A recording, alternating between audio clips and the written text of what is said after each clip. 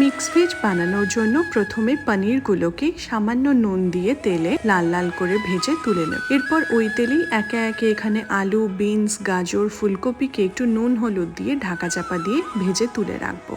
Gravy বানানোর জন্য আবার সাদা তেল গরম করে গোটা গরম মশলা, জিরে ফোড়ন দিয়ে দেব আদা আর কাঁচা লঙ্কা বাটা। কাজু, আমন্ড, তিল আর কিশমিশ বেটে রেখেছিলাম, সেই বাটাটা দিয়ে তারপর দেব নুন, হলুদ, চিনি, কাশ্মীরি লঙ্কার গুঁড়ো, ধনে জিরে গুঁড়ো সব দিয়ে ভালো করে মশলা কষিয়ে উপর থেকে দিয়ে দেব ফেটিয়ে রাখা টক দই।